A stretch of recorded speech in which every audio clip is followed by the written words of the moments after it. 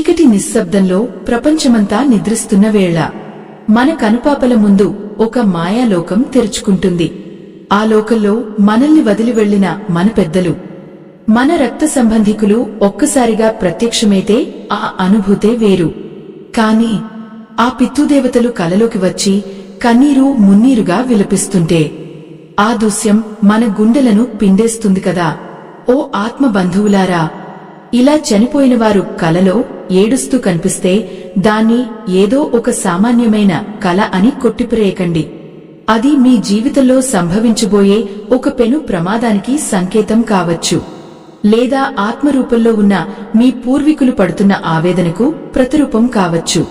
ఈ రహస్యాన్ని తెలుసుకోకపోతే మీ వంశాభివృద్ధి ఆగిపోవడమే కాకుండా అనారోగ్యం, ఆర్థిక ఇబ్బందులు మిమ్మల్ని చుట్టుముడతాయి.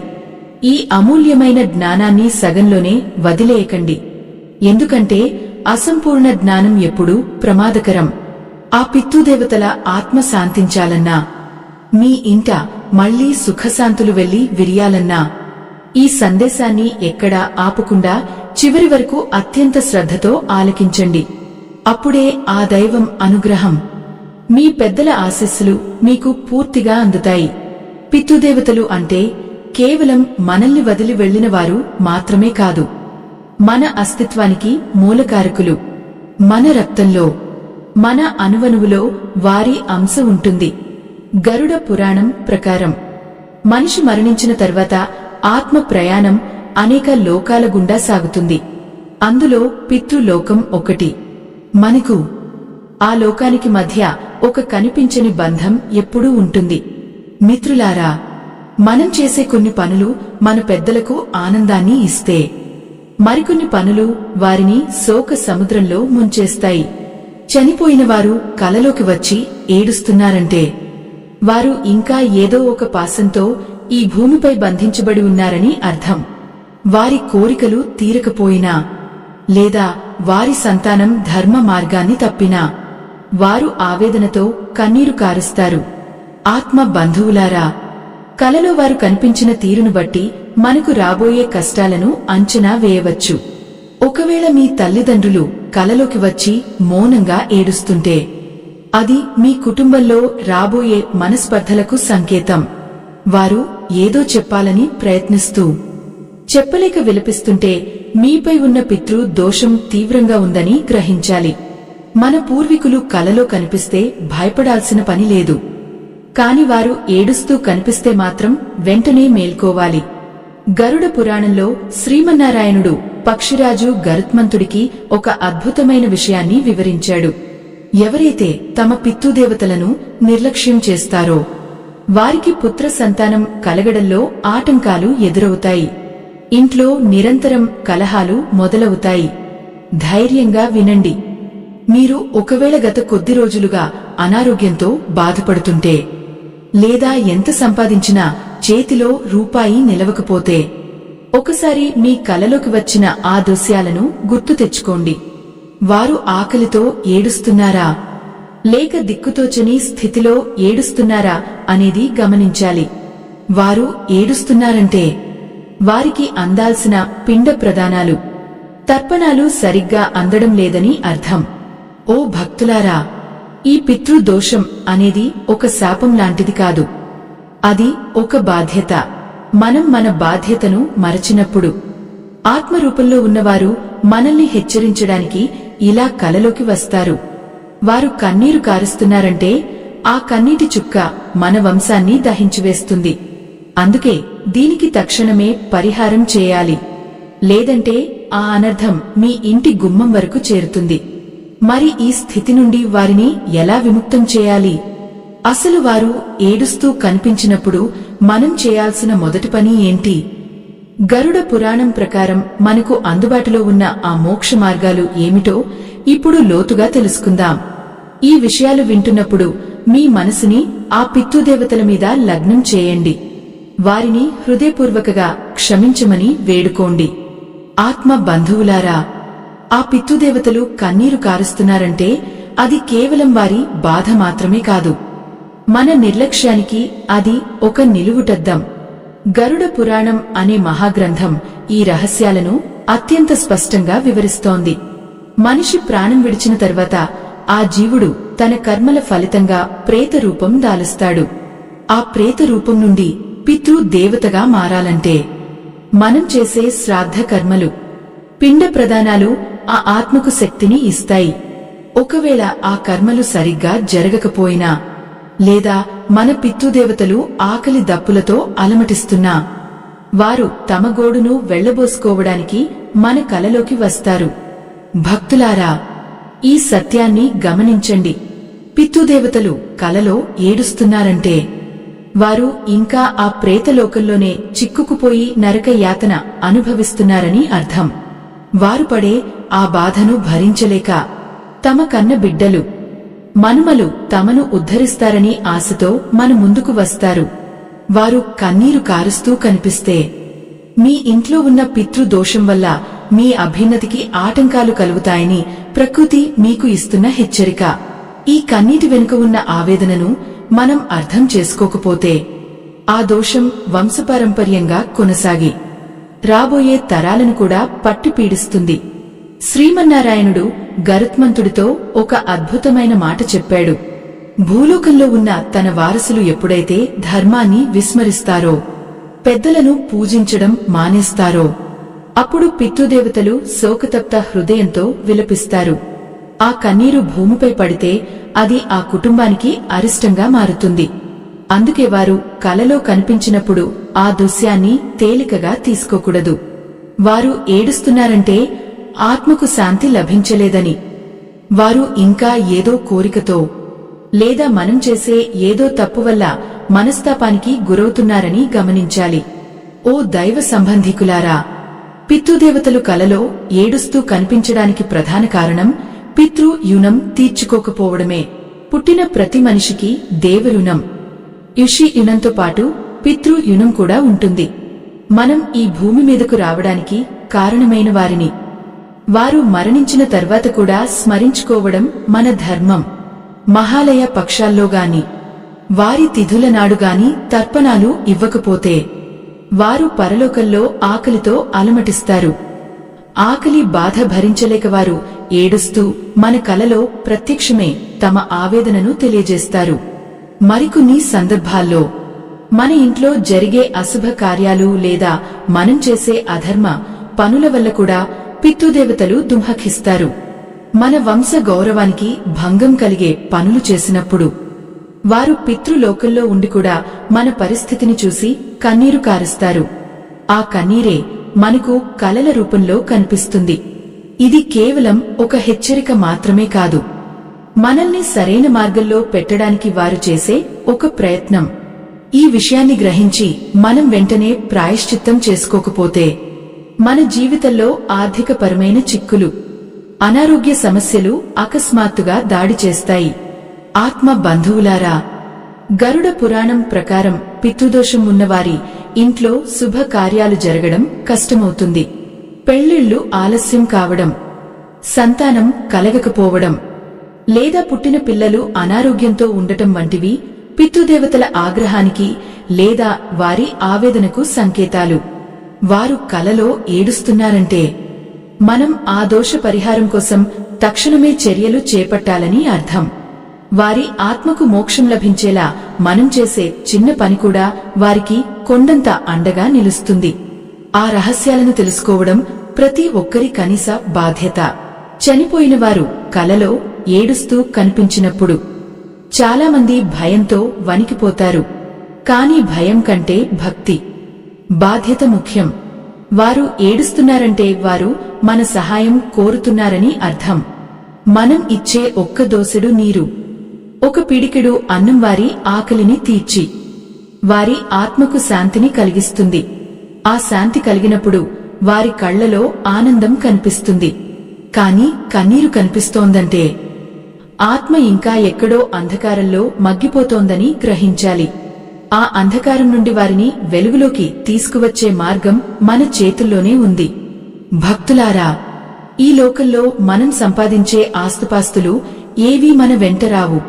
కాని మనం చేసే పుణ్య కార్యాలు, మన పితృదేవతలకు చేసే సేవా కార్యక్రమాలు మాత్రం తరతరాల వరకు మనల్ని కాపాడుతాయి.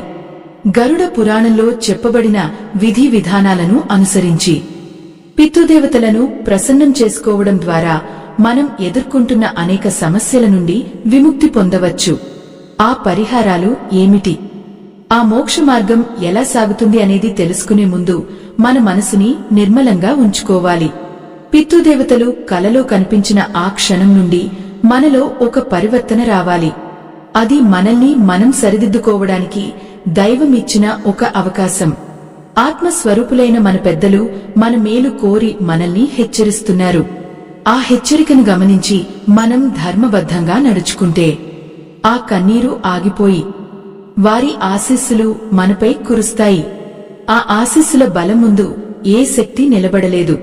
ఆ పుణ్య ఫలం ఎలా లభిస్తుందో, ఆ దోషాల నుండి మనం ఎలా బయటపడాలో ఇప్పుడు మరింత విపులంగా తెలుసుకుందాం.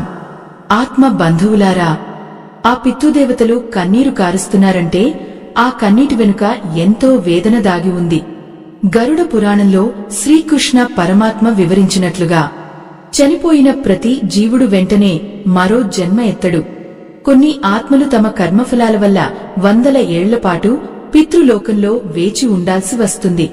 ఆ సమయంలో వారు కేవలం తమ వంశస్థులు ఇచ్చే పిండ ప్రదానాల మీద మాత్రమే ఆధారపడి జీవిస్తారు. ఒకవేళ మనం వారిని మరచిపోయి వారికి అందాల్సిన తర్పణాలు ఆపేస్తే వారు ఆకలి దప్పులతో విలవలలాడిపోతారు. ఆకలిని తట్టుకోలేక దిక్కుతోచని స్థితిలో వారు మన కలలోకి వచ్చి రోదిస్తారు. ఓ భక్తులారా, ఈ రోదన వెనుక ఉన్న అర్థాన్ని గమనించండి. ఒకవేళ కలలో మీ తండ్రి లేదా తాత ఏడుస్తూ కనిపిస్తే వారు మీ నుండి ఏదో ఒక ధర్మబద్ధమైన కార్యాన్ని ఆశిస్తున్నారని అర్థం.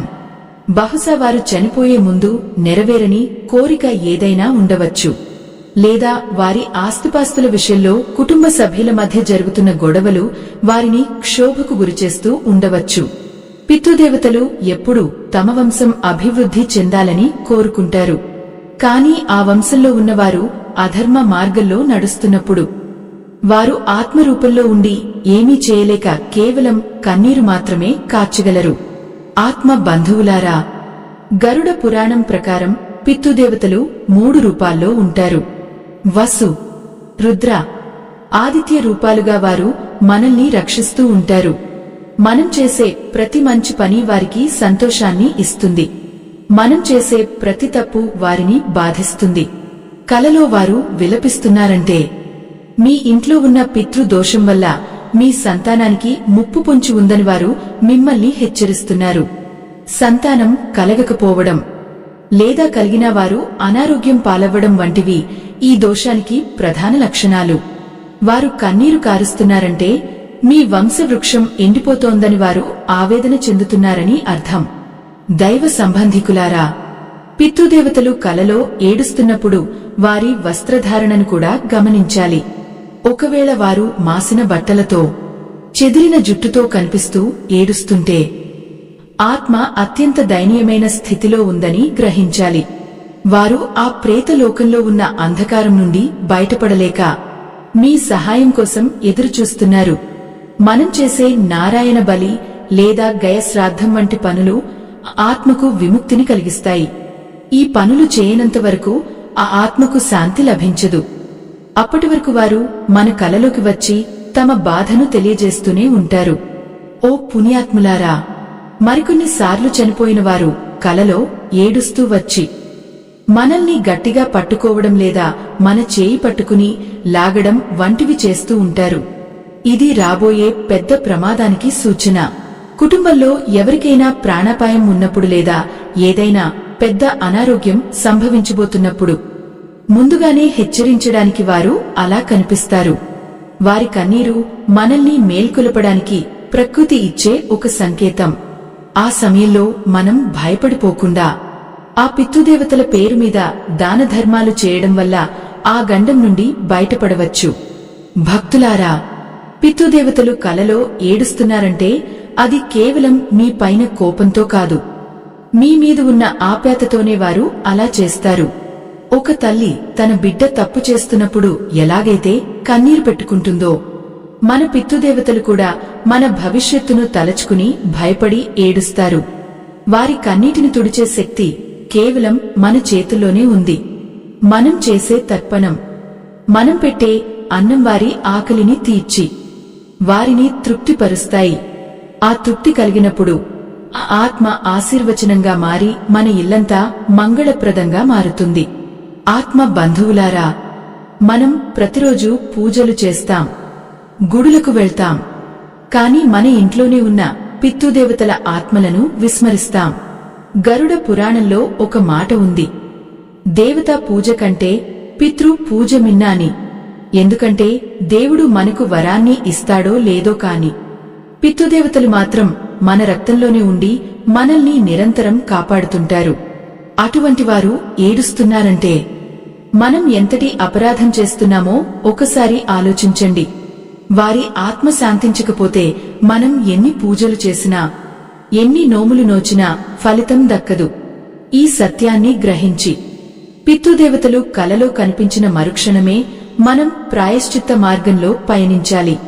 వారు కన్నీరు కార్చడానికి గల కారణాలను అన్వేషించాలి.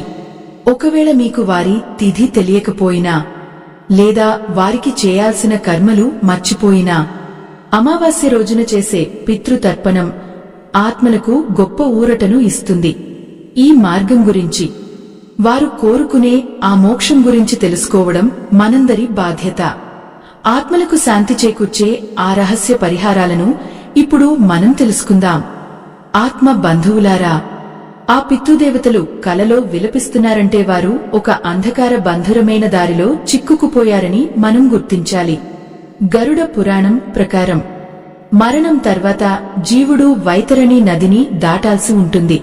ఆ నది భయంకరమైన రక్తమాంసాలతో, వేడి వేడి నీటితో నిండి ఉంటుంది. ఎవరికైతే వారి సంతానం సరైన సమయంలో పిండ ప్రదానాలు చేయరో, ఎవరి పేరు మీద అయితే దాన ధర్మాలు జరగవో, ఆత్మలు ఆ నదిలో పడి కొట్టుమిట్టాడుతూ ఉంటారు. ఆ సమయంలో వారు పడే వేదన వర్ణనాతీతం. ఆ బాధను తట్టుకోలేక తనవారు తనను రక్షిస్తారనే ఆశతో వారు కలలోకి వచ్చి కన్నీరు కారుస్తారు. భక్తులారా, ఒకసారి ఊహించుకోండి, మనకు జన్మనిచ్చి మనల్ని ఈ స్థాయికి తీసుకురావడానికి తమ జీవితాన్నే ధారపోసిన మన పెద్దలు పరలోకంలో ఆకలితో అలమటిస్తూ కన్నీరు కారుస్తూ ఉంటే మనం ఇక్కడ సుఖంగా ఎలా ఉండగలం? వారి కన్నీటి చుక్క మన ఇంటి పునాదులను కదిలించివేస్తుంది. వారు కలలో ఏడుస్తూ కనిపిస్తే అది వారు పడుతున్న నరక యాతనకు ప్రత్యక్ష సాక్ష్యం. ఆత్మలకు శాంతి కలగనంత వరకు మన ఇంట్లో లక్ష్మీదేవి నిలబడదు. ఎంత సంపాదించినా ఏదో ఒక రూపంలో ఆ డబ్బు ఖర్చైపోతూనే ఉంటుంది. ఆ పితృదేవతల ఆక్రందన మన ఎదుగుదలకు సంకెళ్లు వేస్తుంది.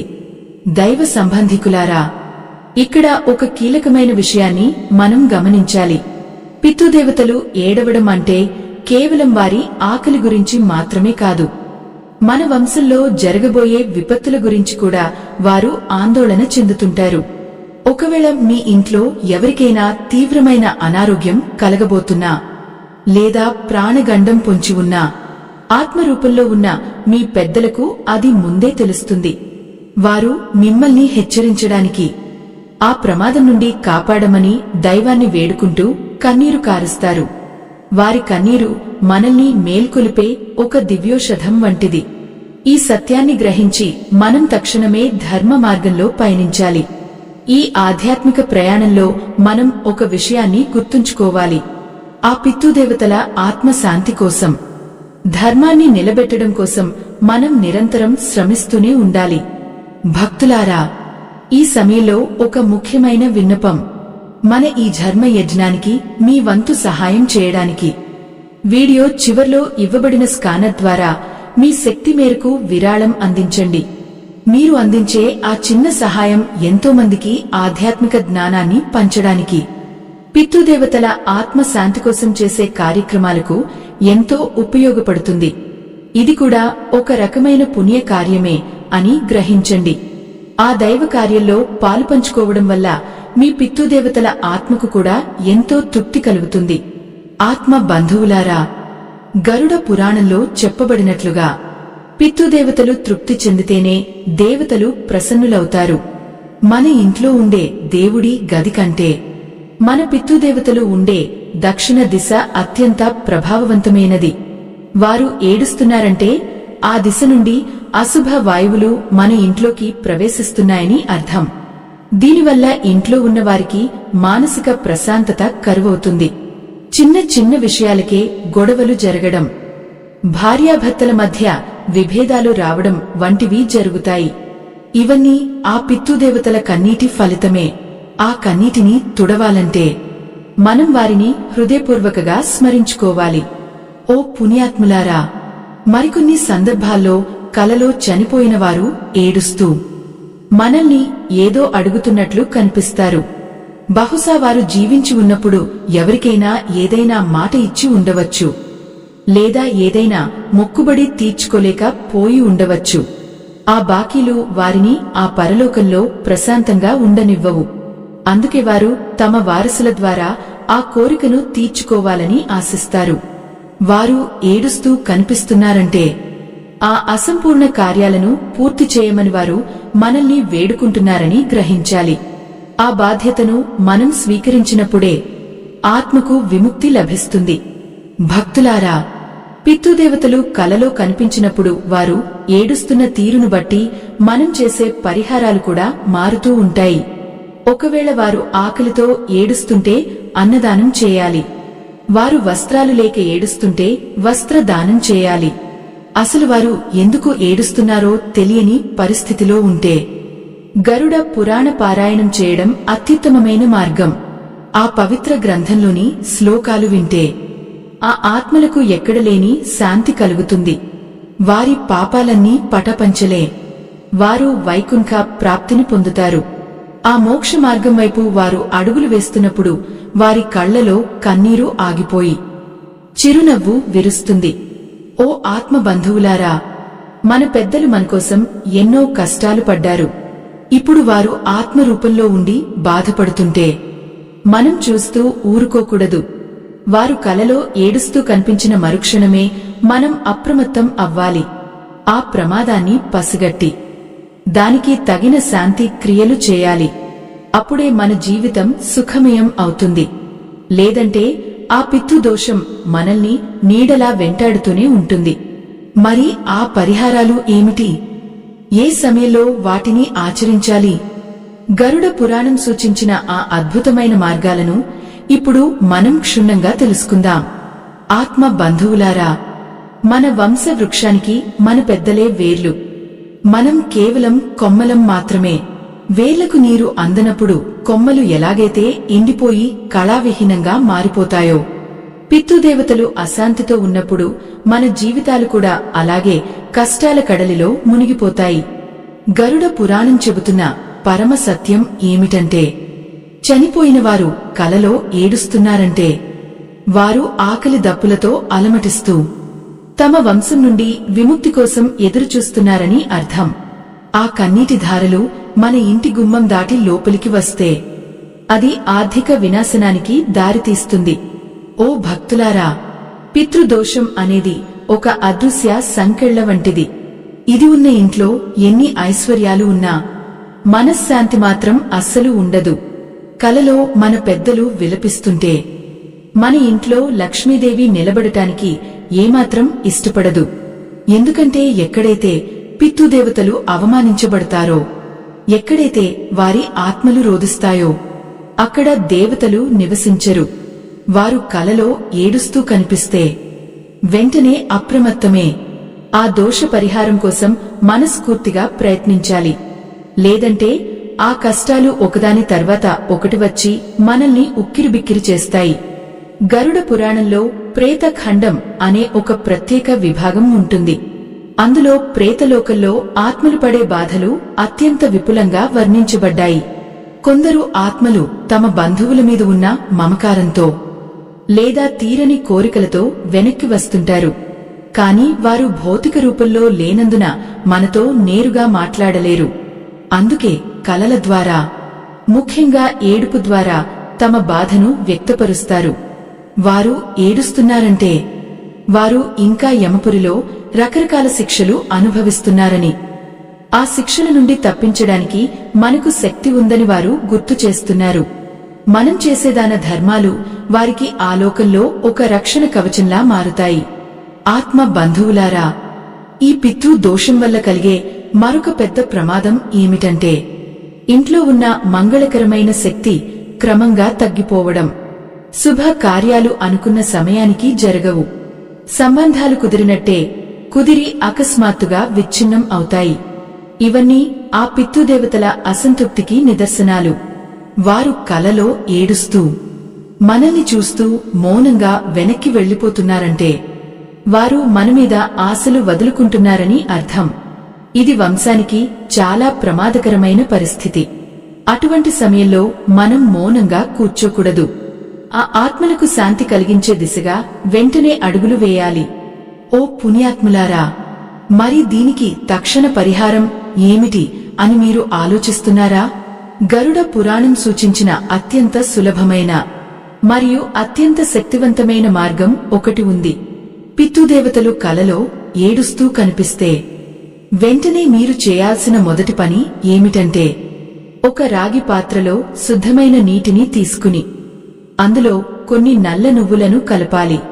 ఆ నువ్వుల నీటిని పితృదేవతల పేరు మీద దక్షిణ దిశగా నిలబడి దోసిలితో విడవాలి. ఈ చిన్న క్రియ ద్వారా ఆత్మకు తక్షణమే శాంతి కలుగుతుంది. నువ్వులు పితృదేవతలకు అత్యంత ప్రీతికరమైనవి.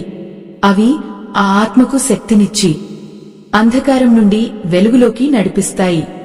భక్తులారా, ఈ తర్పణం చేసేటప్పుడు మీ మనసులో మీ పెద్దలను అత్యంత భక్తితో స్మరించుకోవాలి. ఓ పితృదేవతలారా, మా నుండి ఏదైనా పొరపాటు జరిగి ఉంటే క్షమించండి. ఈ జల తర్పణాన్ని స్వీకరించి మా వంశాన్ని ఆశీర్వదించండి అని వేడుకోవాలి. వారు ఏడుస్తూ కలలో కనిపించిన మరుసటి రోజున ఈ పని తప్పకుండా చేయాలి. అలాగే ఆ రోజున మీ శక్తి మేరకు బ్రాహ్మణులకు గాని లేదా పేదవారికి గాని కడుపు నిండా భోజనం పెట్టాలి. ఆకలితో ఉన్నవారికి అన్నం పెట్టడం వల్ల వచ్చే పుణ్య ఫలం నేరుగా మీ పితృదేవతలకు చేరుతుంది. వారి కళ్లలోని కన్నీరు ఆగిపోయి మీపై దీవెనలు కురుస్తాయి. ఆత్మ బంధువులారా, మనం అనుకుంటాం మనం చేసే ఈ పనులు ఎక్కడో ఉన్నవారికి ఎలా చేరుతాయని. కాని గరుడ పురాణం దీనికి ఒక చక్కని ఉదాహరణ ఇస్తుంది.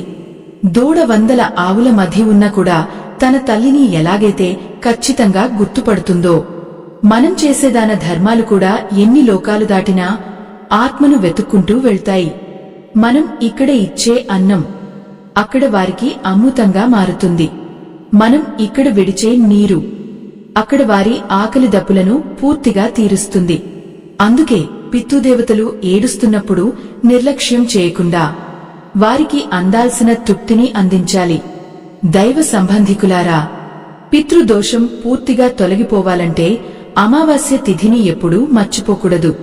ప్రతి అమావాస్య నాడు పితృదేవతలు వాయు రూపంలో భూలోకానికి వస్తారని శాస్త్రం చెబుతోంది. ఆ రోజున మనం వారికి తర్పణాలు ఇస్తే వారు ఎంతో సంతృప్తి చెందుతారు. కలలో వారు ఏడుస్తూ కనిపిస్తున్నారంటే మీరు చాలా కాలంగా ఈ ధర్మాన్ని పాటించడం లేదని అర్థం. మన పెద్దల పట్ల మనం చూపే గౌరవమే మన పిల్లలకు మనమిచ్చే అతి గొప్ప ఆస్తి. మనం మన పెద్దలను పూజిస్తేనే రేపు మన పిల్లలు కూడా మనల్ని పూజిస్తారు. ఇది ఒక నిరంతర ధర్మచక్రం. ఓ భక్తులారా, ఆత్మశాంతి కోసం చేసే ఈ ప్రయాణంలో మనం ఎన్నో నియమాలను పాటించాల్సి ఉంటుంది. కేవలం నీరు, నువ్వులు ఇవ్వడమే కాకుండా మన అంతరాత్మను కూడా పూర్తిగా శుద్ధి చేసుకోవాలి. పితృదేవతలు మన కళ్లకు భౌతికంగా కనిపించకపోయినా మన ప్రతి కదలికను గమనిస్తూనే ఉంటారు. వారు కలలో ఏడుస్తూ కనిపించినప్పుడు మనలో ఉన్న అహంకారాన్ని వదిలి వినయంతో వారిని ప్రార్థించాలి. ఆ ప్రార్థనలో ఉన్న శక్తి ఏ మంత్రంలోనూ లేదు. మరిన్ని లోతైన పరిహారాలు గరుడ పురాణం చెప్పిన మోక్ష రహస్యాలను ఇప్పుడు మనం మరింత విపులంగా తెలుసుకుందాం. ఓ పుణ్యాత్ములారా, ఆ పితృదేవతల కన్నీటిని తుడిచే మరొక దివ్యమైన మార్గం గోసేవ. మన సనాతన ధర్మంలో గోవును సాక్షాత్తు ముక్కోటి దేవతల నిలయంగా భావిస్తాం. గరుడ పురాణంలో శ్రీమన్నారాయణుడు స్వయంగా చెప్పిన మాట ఏమిటంటే, ఎవరైతే తమ పితృదేవతల పేరుమీద గోవుకు గ్రాసం అందిస్తారో వారి పితృదేవతలు ఏ లోకంలో ఉన్నా సరే ఆ తృప్తి వారికి నేరుగా అందుతుంది. కలలో ఏడుస్తూ కనిపించే మన పెద్దలు మనం ఒక ఆవుకు ప్రేమతో పచ్చగడ్డినిగాని లేదా అరటి పండ్లనుగాని తినిపిస్తే ఆ క్షణమే వారి ఆవేదన తగ్గి శాంతిని పొందుతారు. ఆవు నోటిగుండా వెళ్లే ప్రతి ముద్ద పితృలోకంలో ఆకలితో ఉన్నవారికి అమృతంలాంటి శక్తిని ఇస్తుంది.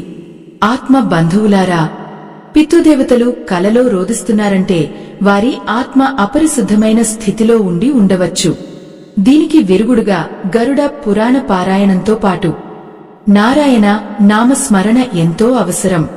ఓం నమో నారాయణాయ అనే అష్టాక్షరి మంత్రాన్ని జపిస్తూ పితృదేవతలను తలచుకుంటే ఆ మంత్రశక్తి వారిని పట్టి పీడిస్తున్న పాపాల నుండి విముక్తి కలిగిస్తుంది.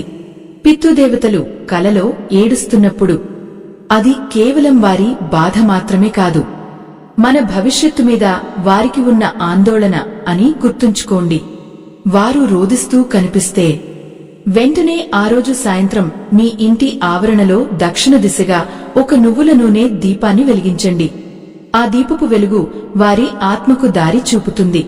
భక్తులారా, గరుడ పురాణంలో మరొక రహస్యం చెప్పబడింది. కొన్ని ఆత్మలు అకాల మరణం వల్ల లేదా ఆకస్మిక ప్రమాదాల వల్ల ప్రాణాలు కోల్పోయినప్పుడు వారు తమ కోరికలు తీరక ప్రేతరూపంలో భయంకరమైన బాధను అనుభవిస్తారు. అటువంటి వారు కలలో కనిపించినప్పుడు ఎక్కువగా రోదిస్తూ ఉంటారు. వారి ఆత్మకు శాంతి కలగాలంటే కేవలం తర్పణాలు సరిపోవు. అటువంటి వారి కోసం నారాయణ బలి లేదా తిల హోమం వంటి ప్రత్యేక శాంతులు చేయించడం ఉత్తమం. మనం చేసే ఈ పుణ్య కార్యాలు ఆత్మకు రక్షణ కవచంలా మారి యమధర్మరాజు ఇచ్చే శిక్షల నుండి వారికి ఉపశమనం కలిగిస్తాయి. ఆ ఉపశమనం లభించినప్పుడు వారి కళ్లలో కన్నీరు ఆగిపోయి మిమ్మల్ని మనస్ఫూర్తిగా ఆశీర్వదిస్తారు. దైవ సంబంధికులారా, మన పెద్దలు కలలో ఏడుస్తూ కనిపిస్తున్నప్పుడు మనం చేసే దానాలలో వస్త్ర దానం కూడా ఎంతో ముఖ్యమైనది. గరుడ పురాణం ప్రకారం పరలోక ప్రయాణంలో ఉన్న ఆత్మలు ఎండకు చలికి తట్టుకోలేక ఇబ్బంది పడుతుంటారు. మనం ఇక్కడ మన పితృదేవతల పేరుమీద ఒక పేదవాడికి లేదా ఒక సాధువుకు వస్త్రాలను దానం చేస్తే ఆ పుణ్యం వల్ల ఆత్మకు అక్కడ రక్షణ లభిస్తుంది. వారు పడుతున్న ఆ శారీరక వేదన తగ్గినప్పుడు సహజంగానే వారి రోదన ఆగిపోతుంది. మనం చేసే ప్రతి చిన్న దానం ఆ పరలోకంలో ఉన్న మన పెద్దలకు ఒక పెద్ద అండగా మారుతుందని మర్చిపోకండి. ఓ పుణ్యాత్ములారా, చాలామంది అడుగుతుంటారు, మాకు మా పితృదేవతల పేర్లు తెలియవు, వారి తిథులు తెలియవు, మరి మేము వారిని ఎలా ప్రసన్నం చేసుకోవాలి అని. దీనికి గరుడ పురాణం ఒక అద్భుతమైన పరిష్కారం చూపింది. పేరు తెలియకపోయినా, తిథి తెలియకపోయినా కేవలం సర్వపితృ అమావాస్య రోజునగాని లేదా ప్రతి నెల వచ్చే అమావాస్య నాడుగాని భక్తితో తలచుకుని అన్నదానం చేస్తే చాలు. ఆ అన్నం యొక్క వాసనను, ఆ పుణ్య ఫలాన్ని పితృదేవతలు వాయు రూపంలో గ్రహిస్తారు. వారు తృప్తి చెందినప్పుడు మన ఇంట ఉన్న దారిద్ర్యం తొలగిపోయి అష్టైశ్వర్యాలు సిద్ధిస్తాయి. ఆత్మ బంధువులారా, మనం చేసే మరొక తప్పు ఏమిటంటే పితృదేవతలు కలలో కనిపించగానే భయపడిపోయి రకరకాల మంత్రగాళ్ల దగ్గరకు వెళ్లడం. ఇది చాలా పెద్ద పొరపాటు. మీ పితృదేవతలు మీ కలలోకి వస్తున్నారంటే వారు కేవలం మీ సహాయాన్ని, మీ ప్రేమని మాత్రమే కోరుకుంటున్నారు. వారు మిమ్మల్ని భయపెట్టాలని రారు. మీ మీద ఉన్న మమకారంతోనే వస్తారు. వారిని చూసి భయపడటం అంటే మీ సొంత తల్లిదండ్రులను చూసి భయపడటమే. వారు ఏడుస్తున్నప్పుడు మీరు చేయాల్సింది భయం కాదు, బాధ్యత. వారి ఆత్మ శాంతించేలా గయ వంటి పుణ్యక్షేత్రాలలో శ్రాద్ధ కర్మలు నిర్వహించడం వల్ల వారికి శాశ్వతమైన మోక్షం లభిస్తుంది. భక్తులారా, పితృదేవతల అనుగ్రహం ఉన్న చోట ఏ గ్రహదోషాలు పనిచేయవు. శని ప్రభావంగాని, రాహు కేతువుల దోషాలుగాని పితృదేవతల ఆశీస్సుల ముందు తలవంచాల్సిందే. అందుకే వారు కలలో ఏడుస్తూ కనిపించినప్పుడు అది మీ వంశంపై ఉన్న దోషాన్ని తొలగించుకోవడానికి దైవం ఇచ్చిన సంకేతంగా భావించండి. ఆ కన్నీటిని తుడవడం అంటే మీ జీవితంలోని కష్టాలను తుడిచివేసుకోవడమే. మనం పెట్టే పిండం, మనం విడిచే నీరు ఆ ఆత్మలకు అమృతతుల్యమైనవి. ఆ అమృతాన్ని స్వీకరించిన ఆత్మలు మనల్ని చిరంజీవులుగా వర్ధిల్లమని దీవిస్తాయి. ఓ పుణ్యాత్ములారా, పితృదేవతల ఆత్మశాంతి కోసం చేసే ఏ కార్యక్రమమైనా నిష్కల్మషమైన మనసుతో చేయాలి. లోకానికి చూపించడం కోసం చేసే పూజలు వారికి చేరవు. గుండె లోతుల్లో నుండి వచ్చే ప్రార్థన, కళ్లలో వచ్చే భక్తి కన్నీరు మాత్రమే వారిని చేరుతాయి. వారు ఏడుస్తూ కలలోకి వచ్చినప్పుడు మీరు కూడా వారితో పాటు భావోద్వేగానికి గురవ్వడం సహజం. కాని ఆ భావోద్వేగాన్ని ఒక కార్యాచరణగా మార్చండి. ఆత్మకు శాంతి చేకూర్చే మార్గాల వైపు ప్రయాణించండి. గరుడ పురాణంలోని ఆ రహస్యాలు మనల్ని ఎలా నడిపిస్తాయో, ఆ మోక్ష మార్గం ఎంత పవిత్రమైనదో ఇప్పుడు మరింత లోతుగా గమనిద్దాం. ఆత్మ బంధువులారా, ఆ గరుడ పురాణం వివరిస్తున్న మరొక అద్భుతమైన రహస్యం ఏమిటంటే, పితృదేవతలు కేవలం ఆకలి కోసం మాత్రమే ఏడవరు. మన వంశంలో ఎవరైనా ధర్మ మార్గాన్ని వీడి అధర్మపు పనులు చేస్తున్నప్పుడు కూడా వారు ఆత్మ రూపంలో ఉండి విలపిస్తారు. మనం చేసే పాపకార్యాలు మన పెద్దలకు నరకంలో శిక్షలను పెంచుతాయి. మనం ఇక్కడ ఒక అబద్ధం చెప్పినా, ఒకరిని మోసం చేసినా ఆ పాపపు వేడి పితృలోకంలో ఉన్న మన పెద్దలకు తగులుతుంది. వారు ఆ వేడిని తట్టుకోలేక తన బిడ్డలు చేస్తున్న తప్పులను చూసి భరించలేక కన్నీరు మున్నీరుగా విలపిస్తారు. భక్తులారా, ఈ విషయాన్ని మనం ఎప్పుడూ మర్చిపోకూడదు.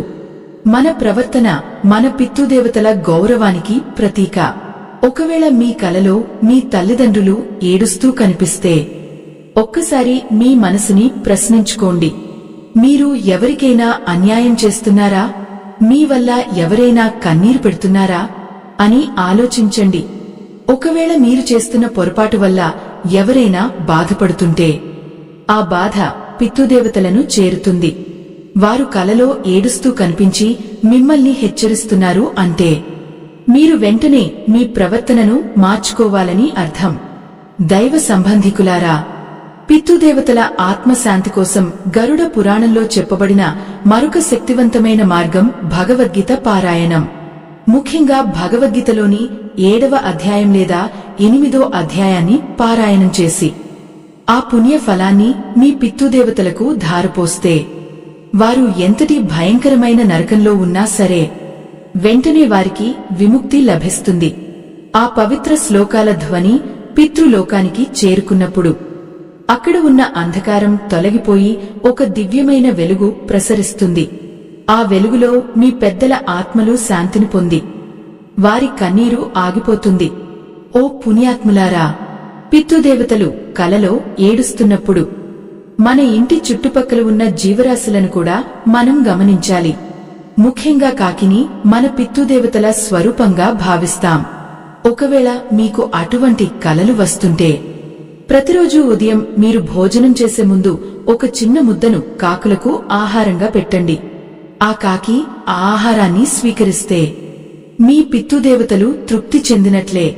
ఒకవేళ ఆ కాకి ఆహారాన్ని ముట్టుకోకపోతే మీ పితృదేవతలు ఇంకా ఏదో అసంతృప్తితో ఉన్నారని గ్రహించాలి. అప్పుడు మరింత భక్తితో వారిని ప్రార్థించి క్షమాపణలు కోరుకోవాలి. ఆత్మ బంధువులారా, మనలో చాలామందికి ఒక అనుమానం ఉంటుంది.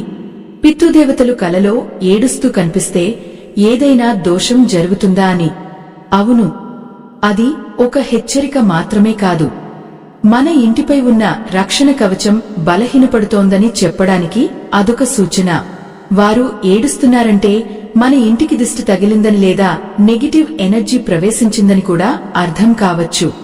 అటువంటి సమయంలో ఇల్లంతా గంగాజలంతో శుద్ధి చేసి ధూపం వేయాలి. పితృదేవతలు నివసించే దక్షిణ దిశలో ఎప్పుడూ అపరిశుభ్రత ఉండకూడదు. ఆ దిశను శుభ్రంగా ఉంచి అక్కడ ఒక చిన్న దీపాన్ని వెలిగిస్తే ఆత్మలకు ప్రశాంతత లభిస్తుంది.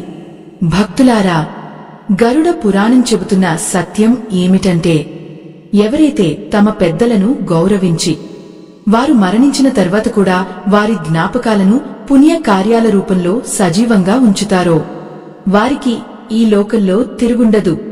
వారు ఏ పని తలపెట్టినా అందులో విజయం లభిస్తుంది. కాని వారు ఏడుస్తూ కనిపిస్తున్నప్పుడు నిర్లక్ష్యం చేస్తే మాత్రం అడుగుడుగునా ఆటంకాలు ఎదురవుతాయి. అది వ్యాపారం కావచ్చు, ఉద్యోగం కావచ్చు, లేదా కుటుంబ వ్యవహారం కావచ్చు. అన్నింటిలోనూ ఒక రకమైన స్తబ్దత ఏర్పడుతుంది. ఆ స్తబ్దతను తొలగించే శక్తి కేవలం పితృదేవతల ఆశీస్సులకు మాత్రమే ఉంది. ఓ దైవ సంబంధికులారా, పితృదేవతలు కలలో ఏడుస్తున్నప్పుడు మీరు చేసే చిన్న దానం కూడా కొండంత ఫలితాన్ని ఇస్తుంది. ముఖ్యంగా చెప్పుల దానం లేదా గొడుగు దానం వంటివి గరుడ పురాణంలో ఎంతో గొప్పగా చెప్పబడ్డాయి.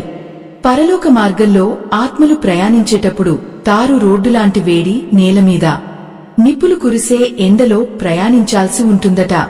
మనం ఇక్కడ ఎవరికైనా చెప్పులు లేదా గొడుగు దానం చేస్తే ఆ పుణ్యం వల్ల మన పితృదేవతలకు ఆ వేడి నుండి ఉపశమనం లభిస్తుంది. వారి పాదాలకు కలిగే ఆ ఉపశమనం వారి మనసును శాంతింపజేసి వారి రోదనను ఆపుతుంది. ఆత్మ బంధువులారా, పితృదేవతలు మన రక్తంలోనే ఉన్నారని మర్చిపోకండి. మన ప్రతి విజయం వెనుక వారి దీవెనలు ఉంటాయి. వారు కలలో ఏడుస్తూ కనిపిస్తున్నారంటే మన విజయాల పట్ల వారు గర్వపడటం లేదని, మనం వెళ్తున్న దారి సరైనది కాదని వారు బాధపడుతున్నారని కూడా అర్థం చేసుకోవాలి. డబ్బు సంపాదించడం ఒక్కటే జీవితం కాదు. ధర్మాన్ని కాపాడటం, 10 మందికి సహాయం చేయడం కూడా ముఖ్యం. మన చేతులతో జరిగే ప్రతి మంచి పని మన పితృదేవతల ఆత్మకు ఒక అలంకారం లాంటిది. వారు ఆ అలంకారాన్ని చూసి మురిసిపోవాలి తప్ప మన తప్పులను చూసి కుమిలిపోకూడదు. భక్తులారా, పితృదేవతల శాంతి కోసం చేసే కార్యాలలో అత్యంత ప్రధానమైనది మన మనసులోని సంకల్పం. మనం ఏ పరిహారం చేసినా అది కేవలం యాంత్రికంగా కాకుండా హృదయపూర్వకమైన ఆవేదనతో, ప్రేమతో చేయాలి. ఓ తండ్రి, ఓ తల్లి, మీరు మా కోసం ఎంతో చేశారు. ఇప్పుడు మేము చేసే ఈ చిన్న సేవను స్వీకరించి శాంతించండి అని మొక్కుకోవాలి. ఆ మాటల్లో ఉన్న ఆర్ద్రత పితృ లోకపు గోడలను చీల్చుకుని వారిని చేరుతుంది. అప్పుడు వారి కన్నీటి స్థానంలో ఆనంద బాష్పాలు వస్తాయి. ఆ మార్పు మీ జీవితంలో కూడా ఒక అద్భుతమైన వెలుగును నింపుతుంది. ఆత్మ బంధువులారా, ఆ గరుడ పురాణం వివరిస్తున్న పరమ సత్యం ఏమిటంటే, పితృదేవతల కన్నీటిని తుడిచే శక్తి కేవలం మన చేతుల్లోనే ఉంది. వారు కలలో విలపిస్తున్నారంటే వారు ఆత్మరూపంలో ఉన్న ఆ బంధనాల నుండి విముక్తి పొందలేక తపిస్తున్నారని అర్థం. దీనికి అంతిమ పరిష్కారం గయ క్షేత్రంలోగాని లేదా కాశీ వంటి పుణ్యతీర్థాలలోగాని పిండ ప్రదానం చేయడం. ఈ పవిత్ర కార్యాల వల్ల ఆత్మకు వైకుంఠ ప్రాప్తి లభిస్తుంది. ఒక్కసారి ఆ ఆత్మ మోక్షాన్ని పొందితే ఇక ఆ వంశంలో ఉన్న దోషాలన్నీ పటపంచలేపోతాయి. అప్పటి వరకు కన్నీరు కార్చిన ఆ పితృదేవతలు సాక్షాత్తు దైవ స్వరూపాలుగా మారి మనల్ని దీవిస్తారు.